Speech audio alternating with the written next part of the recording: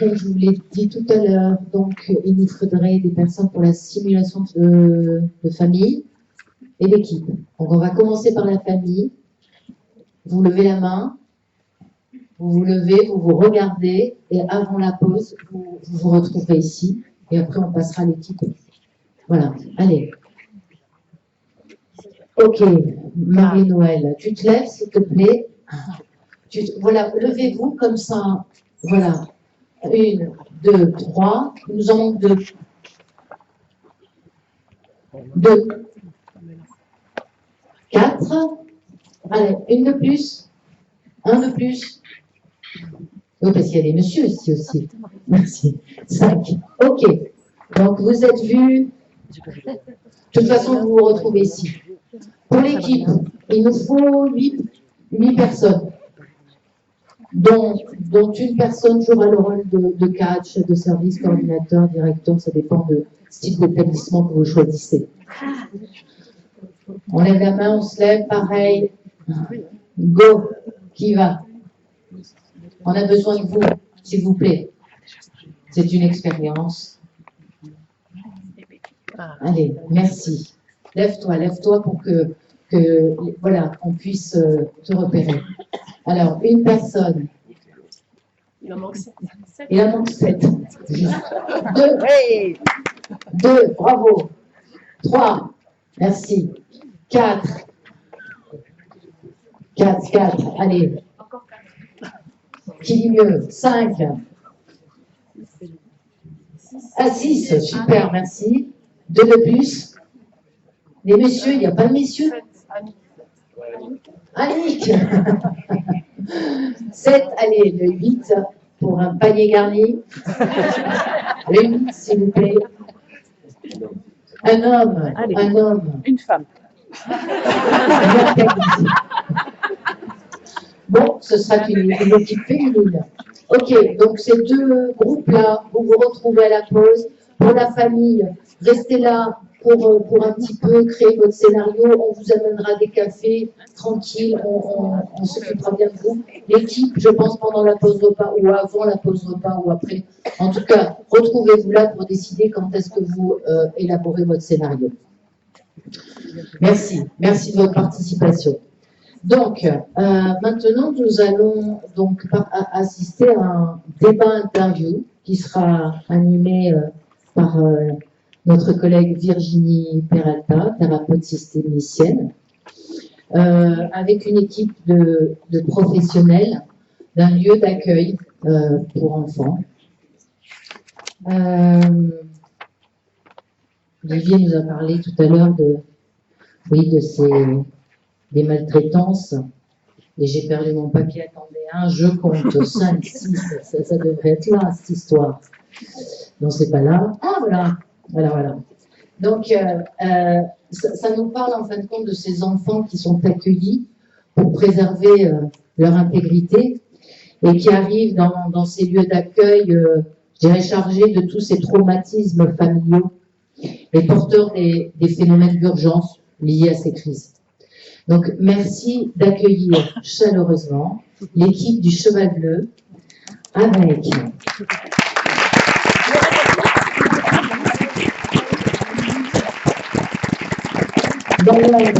Virginie Peralta, Alexia Verdier, équipe spécialisée intervenante en médiation animale, Bérénice Clédon, éducatrice spécialisée, Justine Siberchico, éducateur spécialisé, et Madame Valérie Morel, chef de service. Attendez, on va peut-être prendre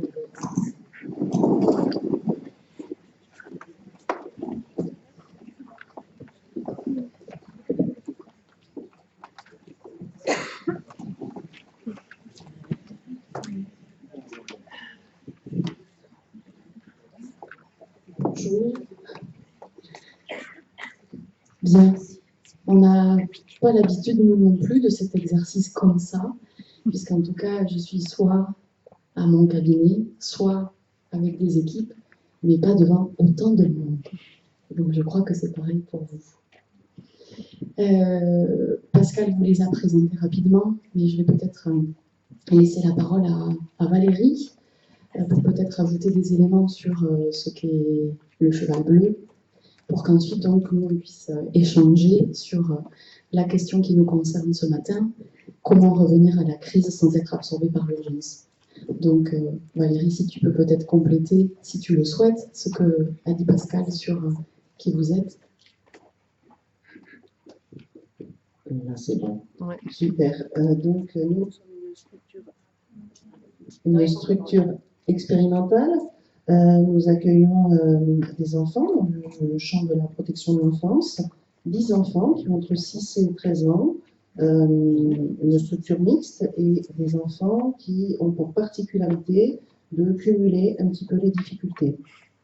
Donc des difficultés d'ordre social, puisqu'ils sont placés au titre de la protection de l'enfance, des difficultés d'ordre sanitaire, puisque ce sont des enfants qui peuvent aussi avoir des troubles du comportement, des troubles de la personnalité, des enfants qui ont besoin de soins, voilà, et qui sont accueillis pour 1 an, avec la possibilité de renouveler maximum 1 fois 1 an au sein de l'établissement.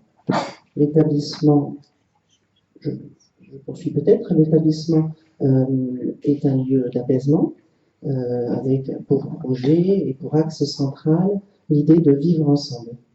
Voilà, une équipe du coup pluriprofessionnelle, puisque nous sommes, enfin, il y a 11 professionnels sur l'équipe éducative, des éducateurs spécialisés, des moniteurs éducateurs et des éducateurs sportifs. Merci Valérie. Vous êtes une structure, une équipe qui accueille des enfants chargés de souffrance. Difficile de ne pas être absorbé par l'urgence, puisque les enfants arrivent déjà bien chargés depuis un certain nombre de temps. Est-ce que vous pouvez nous dire comment vous faites pour ne pas justement vous faire absorber par cette urgence, pour qu'ensuite on puisse justement travailler la crise comme Olivier nous l'a montré sur ce schéma? Du coup, nous sommes souvent sollicités dans l'urgence, puisque les enfants sont orientés par des travailleurs sociaux. Souvent, l'accueil d'urgence résulte d'une situation de crise, avec un danger avéré ou potentiel. De notre côté, même si on met tout en œuvre en fonction de nos disponibilités pour accueillir rapidement les enfants, nous avons retravaillé un petit peu la procédure d'admission, notamment pour éviter de nous retrouver un petit peu absorbés par cette urgence, dans l'intérêt des enfants. D'accord. Donc, ça veut dire qu'il y a une notion de temporalité qui va vous permettre d'apporter, de donner une contenance à cette urgence qui arrive. Comment vous accueillez l'enfant, la famille, les parents? Qu'est-ce que vous leur dites par rapport à cette urgence, par rapport à cette crise que vous allez devoir travailler? Dans cette notion de temporalité, du coup, l'admission, elle se déroule en 3 principaux temps. Il y a un temps où le travailleur social fait une demande. Alors, dans un premier temps, on renvoie systématiquement sur une fiche, un petit peu, d'évaluation qui reprend des éléments d'ordre d'état civil, le contexte, la nature de la demande, puisque nous pouvons accueillir des enfants en permanent ou des enfants en séquentiel. Une fois que cette fiche arrive, on fait un retour au travailleur social qui oriente en disant, du coup, est-ce qu'on a des places, pas de places, sous quel délai potentiellement on aura des places. Le second temps, j'ai envie de dire, c'est un temps d'échange aussi avec le travailleur social. Donc on invite le travailleur social. Alors ces entretiens ils se déroulent principalement avec la directrice de l'association, la psychologue du service et la chef de service. Donc l'idée de ce temps d'échange, c'est aussi d'impliquer le partenaire, de lui montrer un petit peu l'infrastructure de notre établissement, parce que même si nous entendons, nous sommes sensibles à cette notion d'urgence et cette notion de protection, en fait on ne peut pas forcément tout le temps répondre, ça dépend aussi des profils des enfants, ça dépend du nombre de places dans notre établissement. Nous sommes un établissement qui a 5 chambres seulement pour 10 enfants, donc avec une structure mixte, donc du coup, des fois c'est compliqué de pouvoir répondre rapidement. cet échange, on recueille donc des éléments d'information sur les enfants, sur le contexte, la nature de la demande, et puis ensuite on revient un petit peu, on présente cette situation devant l'équipe en supervision, une supervision animée par un professionnel extérieur à la structure, pour pouvoir recueillir d'autres éléments, avoir d'autres regards. Et lors de la troisième étape, qui est la rencontre, en fait. Donc là, tu parles de la rencontre avec l'enfant, avec sa famille, avec le professionnel qui a orienté la situation. Exactement. Ok. Et juste avant, tu faisais référence à un temps de supervision, un espace que vous avez, un espace d'élaboration, où vous abordez donc la situation, vous présentez la situation, ça vous donne donc des éléments pour ce dernier temps, quand vous accueillez l'enfant, sa famille et le ou les partenaires. Là, à ce moment-là, avec ce que vous savez de sa souffrance, avec ce que vous savez de son histoire, les éléments que vous a transmis potentiellement le partenaire, voilà, qu'est-ce que là vous allez dire du travail que vous allez pouvoir faire et de comment vous allez travailler la crise, puisque c'est le sujet qui nous concerne.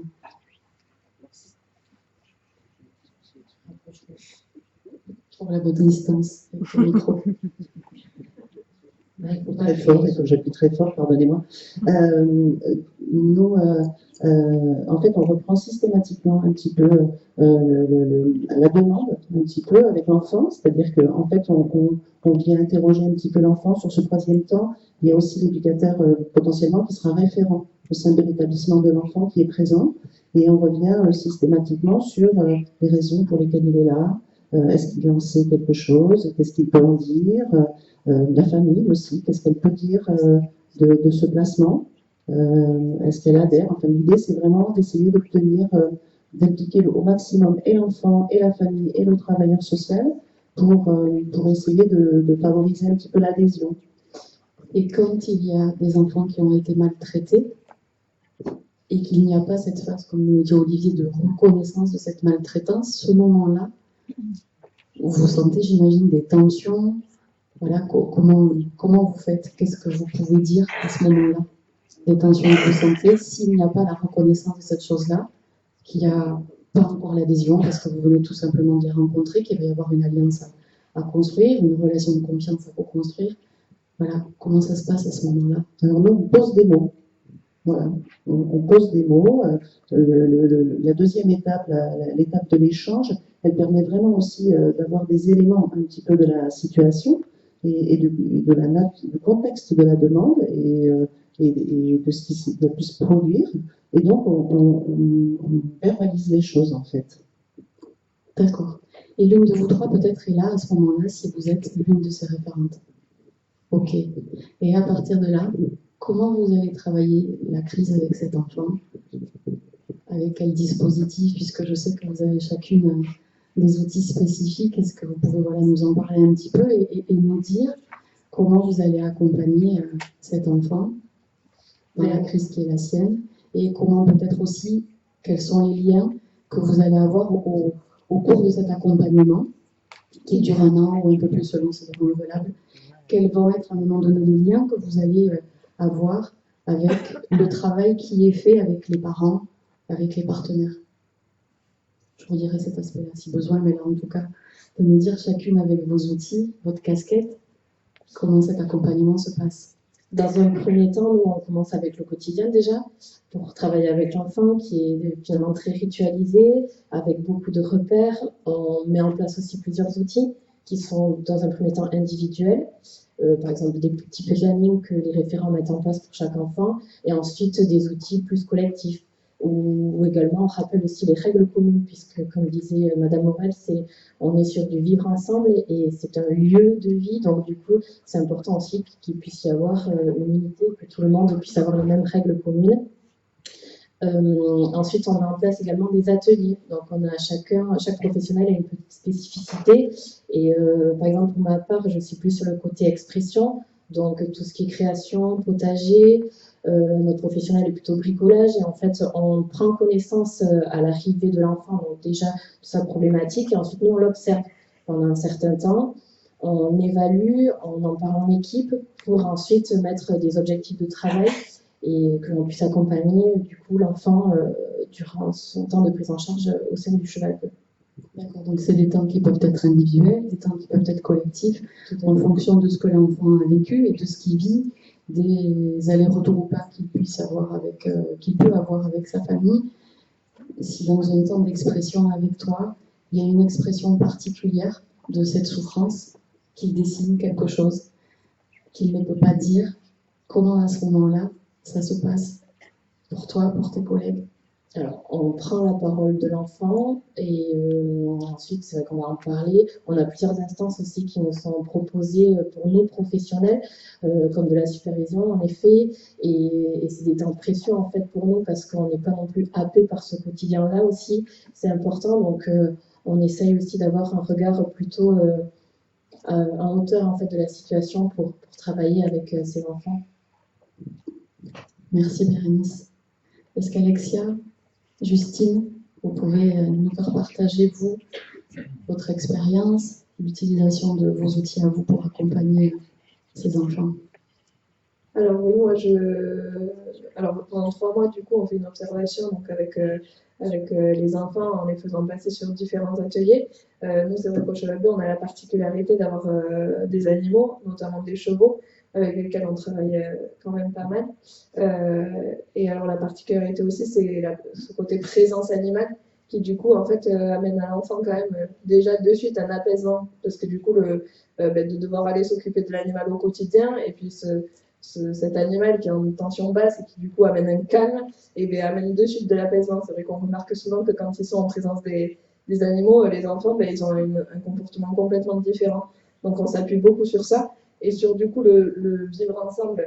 Ben, au final, c'est aussi vivre avec les animaux. Donc c'est s'occuper de l'autre, c'est s'occuper, c'est aller venir, enfin prendre soin de quelqu'un alors que prendre soin de nous c'est déjà compliqué. Donc il y a beaucoup de choses qui peuvent se passer justement dans ces moments de prendre soin et dans ces petits moments au final informels où ben, on va juste dire bonjour aux chevaux le matin ou le soir. Et du coup, effectivement, donc, il y a plein de petites choses qui peuvent se passer là. Et quand il se passe des choses, en tout cas pour répondre à ta question, donc on en parle souvent en équipe. On peut faire en fonction de ce qui s'est passé, des notes d'incident qui sont du coup aussi renvoyées aux partenaires extérieurs, notamment à l'ASE. Et voilà, après on en parle beaucoup en supervision aussi. Ouais. Et j'entends, et je ne t'oublie pas Justine, cette notion de temporalité dans le processus d'admission qui vous permet d'avoir cet espace contenant pour respecter chaque étape avec cette étape importante où vous recevez l'enfant avec sa famille, où vous construisez une prise en charge avec un dispositif et vous déclinez différents outils, différents ateliers individuels, collectifs, et puis j'imagine qu'il y a plusieurs étapes pendant si l'accompagnement dure 1 an. Mais avant de poursuivre un tout petit peu, Justine, toi avec ta casquette, qui est plutôt donc éducatrice sportive. C'est ça, donc du coup moi je suis plutôt éducatrice sportive, j'ai la spécialité aussi de travailler sur le quotidien, et ce quotidien quand même m'apporte un support pour savoir qu'est-ce que je peux travailler avec les enfants, si c'est un travail autour de la frustration, de la concentration, le rapport au corps, pour bien choisir le sport qui serait adapté à ce que l'enfant aurait besoin et à travailler. De plus, je trouve qu'en sport, il n'y a pas la même relation, en fait. Ça permet vraiment un espace de s'exprimer autrement, en fait, de par des mots. Souvent, on peut les voir, c'est un espace aussi pour se défouler. Et toi, justement, qui t'appuies aussi sur le quotidien, qui a ce temps-là du sport, tu parles de relations, ça m'intéresse beaucoup. Qu'est-ce que tu trouves qui est différent avec toi dans la relation quand tu es dans ta partie sport? Alors, du coup, dans la partie sport, souvent, les règles sont liées aux règles sportives, du coup. Donc, c'est plus les règles qu'on peut retrouver au quotidien. Et du coup, je pense, pour les enfants, c'est plus libre, en fait. C'est la contenance des règles du jeu, en fait. En tout cas, c'est sûr qu'en vous écoutant chacune, en imaginant les raisons pour lesquelles les enfants viennent, ils vivent à vos côtés une bulle, une expérience qui est très très différente de celle qu'ils connaissent.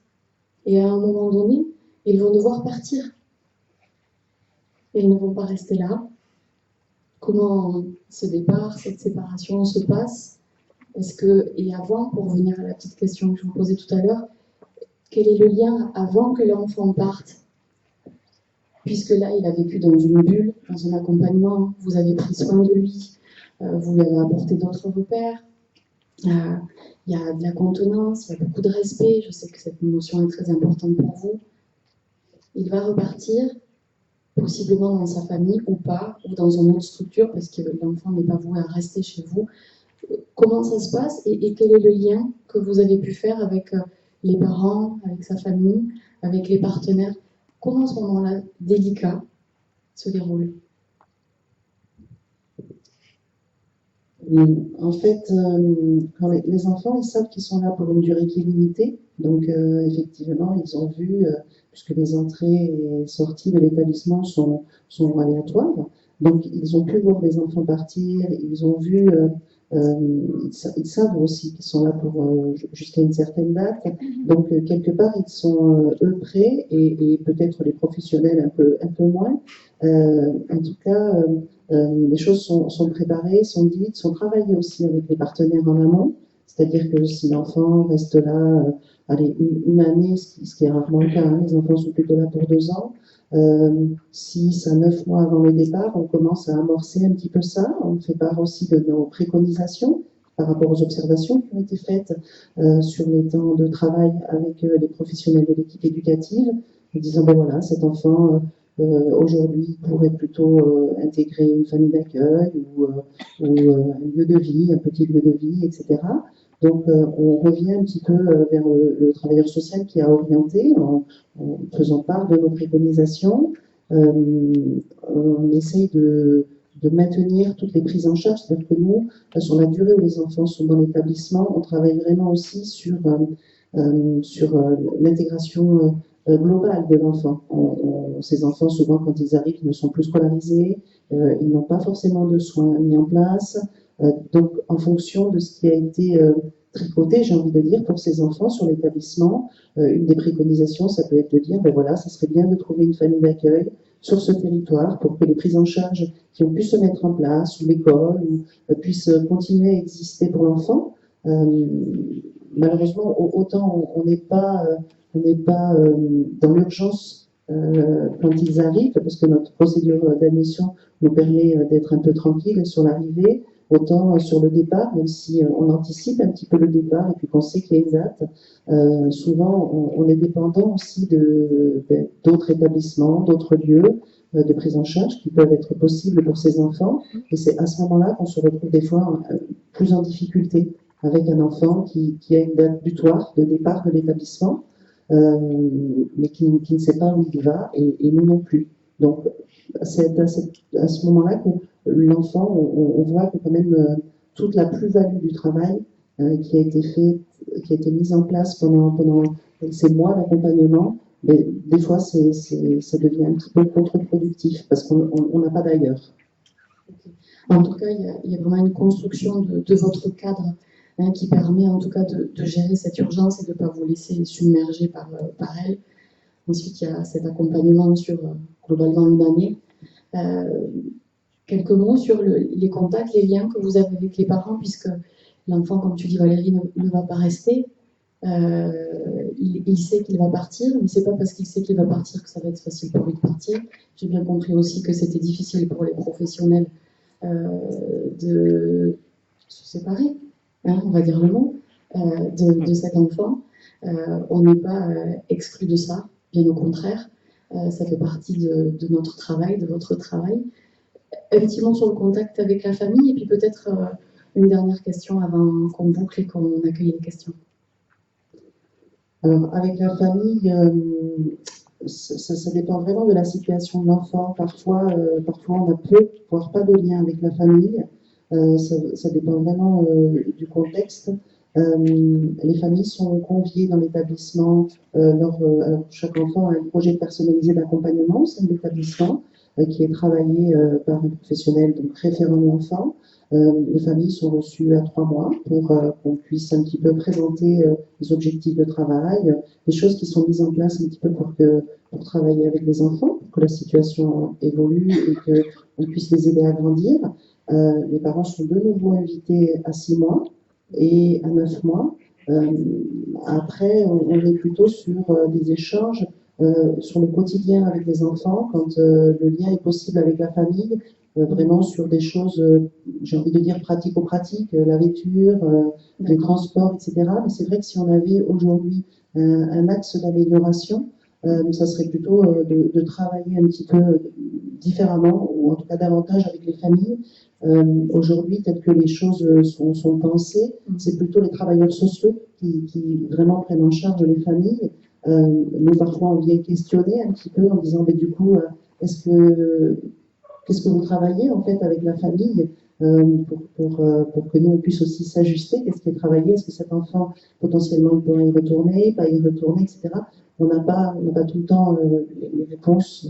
Ok, parce que dans le processus, vous accompagnez cet enfant, vous l'accompagnez dans la crise, en tout cas, à laquelle il est confronté. Il y a peu de contact avec la famille, en tout cas sur la vie courante, il y en a. Il y a des points d'évaluation, mais il n'y a pas forcément de lien et de travail co-construit entre l'accompagnement que vous faites avec les enfants et les professionnels qui accompagnent ses parents, chez qui l'enfant va retourner à un moment donné. Donc j'imagine que c'est aussi, c'est pas j'imagine, c'est tout le travail qui va être long et qui va continuer. Et Valérie, tu as devancé ma question sur un axe de développement. En effet, s'il y a quelque chose comme on n'est pas perfectible, qu'est-ce qu'il y aurait à réfléchir pour accompagner au mieux un enfant qui arrive dans vos structures, qui est confronté à de telles souffrances, à des maltraitances.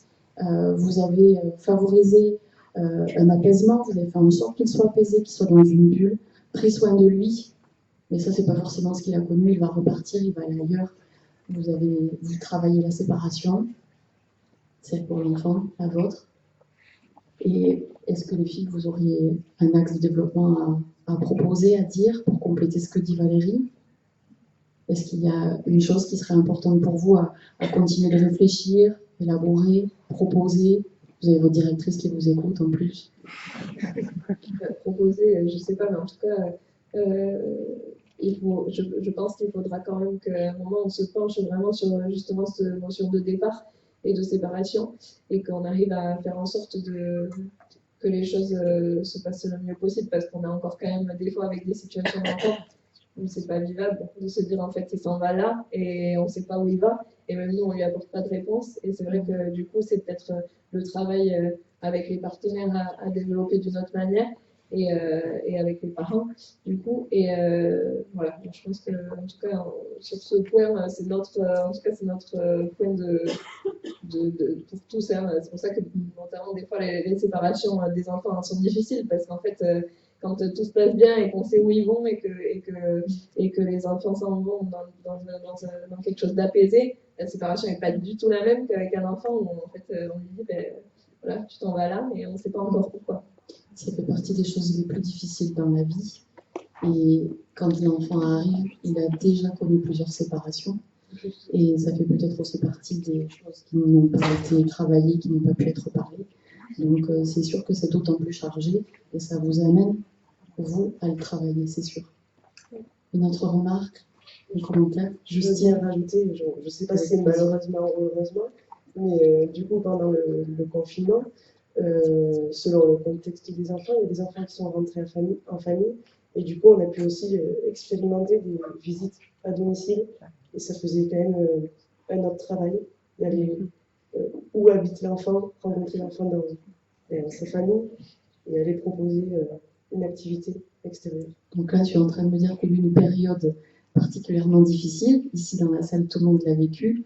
Vous vous en êtes saisi pour développer votre travail. C'est super. C'est ça. Merci, Justine. Bien, on doit s'arrêter là pour laisser la place à des questions et poursuivre la journée. Merci Valérie. Merci Justine, Bérénice, Alexia. Merci beaucoup à toutes. Alors, oui, Alors, ah, non, mais c'est bon, vas-y. Et puis Pierre après.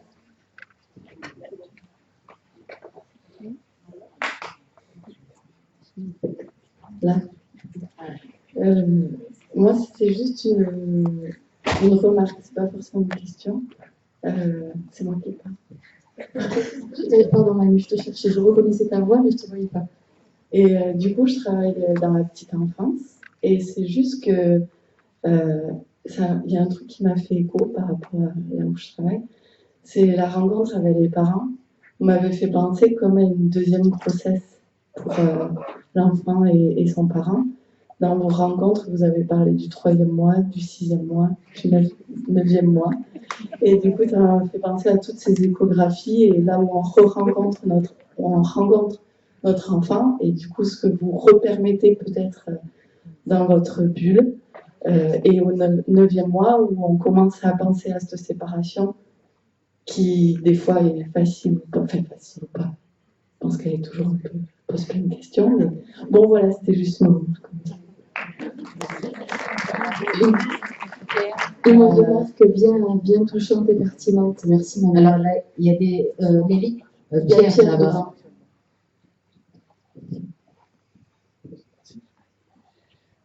Oui, il y a quelque chose qui m'intéressait, beaucoup de choses, mais en particulier qui m'a interpellé, c'est la tension basse de l'animal. Moi, j'ai beaucoup aimé ça. Et tout d'un coup, je me suis dit, au fond, le thérapeute, ça serait bien qu'il ait une tension basse aussi. Et je me suis dit, tiens, animal et thérapeute, même combat. Combat, on se parlait. Mais en fait, ça m'a intéressé cette histoire-là dans une situation de crise, effectivement. La tension basse, c'est super important. Il faut arriver, effectivement, à venir ramener quelque chose à un niveau, on va dire, un peu plus lent et un peu plus calme. L'autre question que je me suis posée, c'est une éternelle question, c'est le rapport à la famille d'origine et aux parents. C'est une éternelle question parce qu'effectivement, la question du dedans, du dehors, est-ce qu'on fait rentrer les parents ou pas, à quel moment, est-ce qu'ils vont venir intruser le lieu où l'enfant est en train de se reconstruire. Mais en fin de compte, je suis en train de me dire, quand on va se séparer, oui, le lieu, le cheval bleu ou notre lieu qui reçoit un enfant pendant 6 mois, 1 an, 2 ans, va se poser la question de savoir où va cet enfant. Je suis en train de me dire peut-être que plus on va travailler l'enchevêtrement tôt, c'est un peu caricatural ce que tu dis, mais l'enchevêtrement au sens positif du terme d'ailleurs, le tricotage avec les parents, les partenaires extérieurs de façon relativement régulière, plus on va peut-être atténuer la difficulté de séparation et l'aspect dramatique de la séparation. C'est bon. De la séparation, parce qu'en fait, quand on aura cheminé pendant 1 an ou 2 ensemble assez régulièrement. C'est-à-dire que le dedans n'aura pas pris trop le dessus sur le tricotage. Je suis en train de me dire ça. Et la conclusion est extraordinaire parce que merci Covid, parce qu'on peut dire souvent merci Covid d'ailleurs. Et là, c'est intéressant. Grâce au Covid, en fait, on est allé pousser à domicile et on s'est rendu compte, au fond, un petit peu différemment, on va dire, de d'habitude, de l'endroit où vivait l'enfant, de l'atmosphère familiale, de ses parents, de cette énergie, au fond, qui nous manquait peut-être, et qui peut venir enrichir, à mon avis, le travail qu'on fait au quotidien avec l'enfant. Voilà, je voulais juste parler de ça, en sachant que c'est extrêmement complexe, hein, on est bien d'accord, mais voilà, toujours éternelle question, comment on garde relier parents et enfants, au fond, dans la mesure où l'enfant il va revenir chez ses parents un jour ou l'autre. C'est juste pour évoquer ça. Merci Pierre. Et oui, il y a comme un cloisonnement en tout cas. Il y a ceux qui vont s'occuper de l'enfant, ceux qui vont travailler avec la famille. C'est un lieu, vous avez bien compris, qui est là pour protéger, pour mettre à distance l'enfant de sa famille. Le lien avec les parents et pour des aspects quotidiens et pour, comme nous le partage Manu, pour faire des points comme ça d'échographie, voyons où en est l'évolution. Mais on voit bien dans tout ce qu'elle nous partage qu'il y a cette réflexion sur une ouverture de lien avec la famille, puisque l'enfant va retourner à un moment donné dans sa famille ou pas, mais comment travailler ce que vit l'enfant si on coupe et si on fait comme si cet enfant, il n'avait pas de famille d'origine, il vient bien de quelque part, et ça va bien devoir se travailler. Merci. D'autres questions? Oui.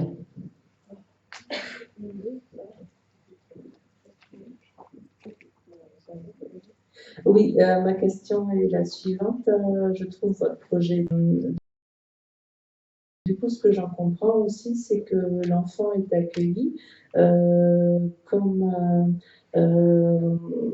donc en situation de crise et il est en quelque sorte accompagné autour d'un symptôme très bruyant.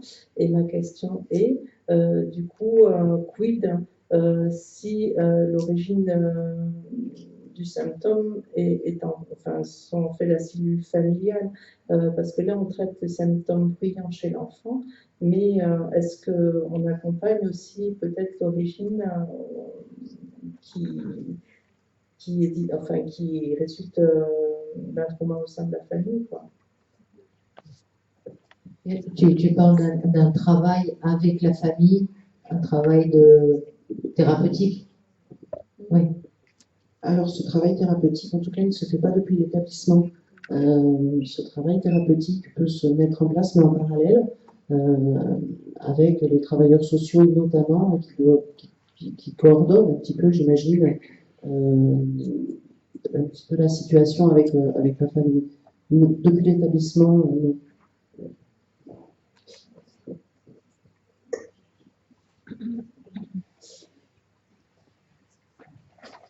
Bonjour, alors moi j'ai une question qui finalement se rapproche assez de celle qui vient d'être posée.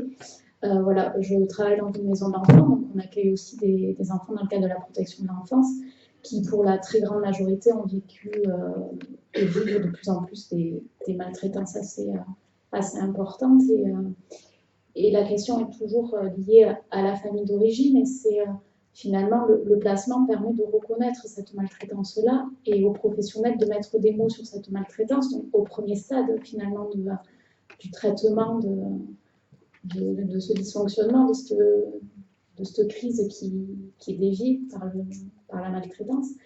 Mais souvent, l'enfant n'est pas à la même étape que son parent, c'est-à-dire que le parent est souvent dans le déni et va le rester presque des fois tout le long du placement.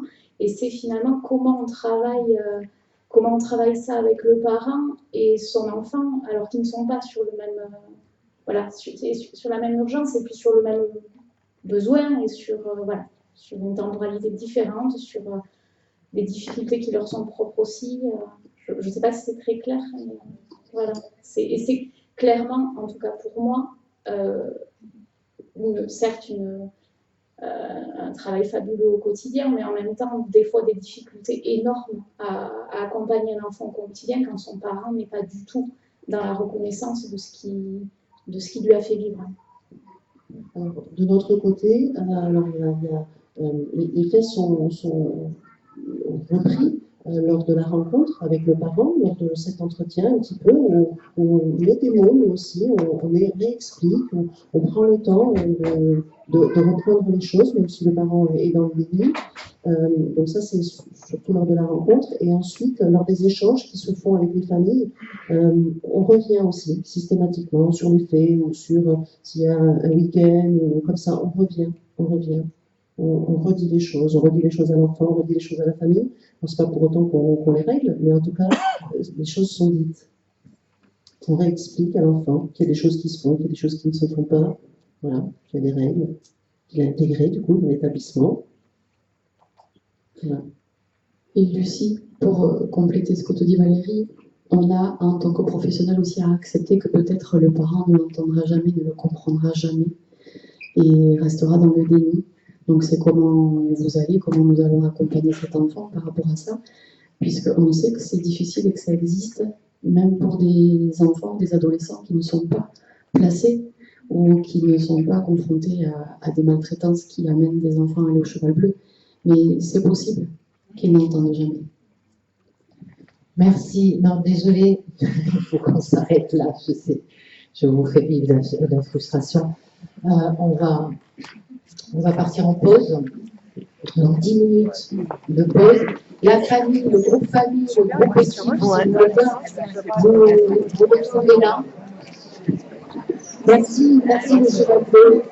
Merci Virginie.